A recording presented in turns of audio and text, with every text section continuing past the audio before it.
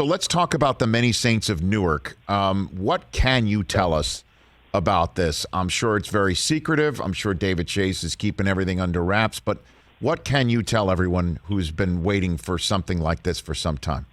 Ray. What I can say is, because I believe it, the series, the 8 or 9 years, or 9 or 10, however long, I never really watched it. I would see the show every now and then. Mm-hmm. Then, like years after David for a while to write a movie about it, right? He didn't know like a way in, and he figured something out. And the movie itself is, if you've never seen a stitch of The Sopranos, it has nothing to do with the Many Saints of Newark. They're both standalone pictures. You don't have to know the characters. And then the few times that there are characters being played by the actors that later was in the series, you could see like the beginning of their journey, but also too, it does stand alone.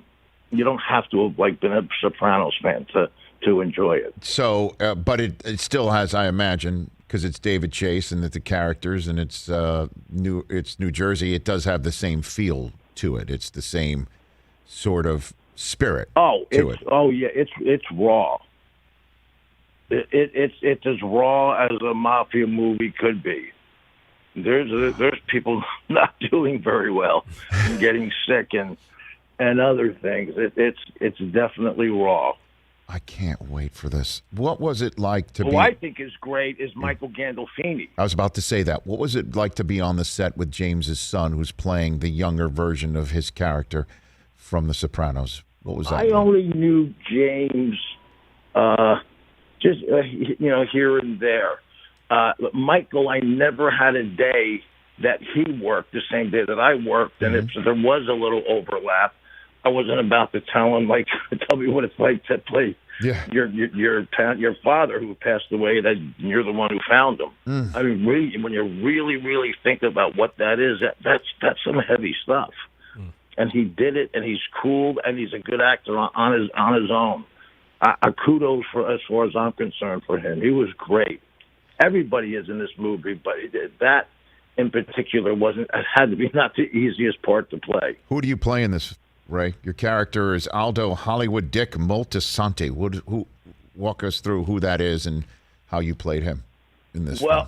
Okay, so my son, who ends up doing bad things to me,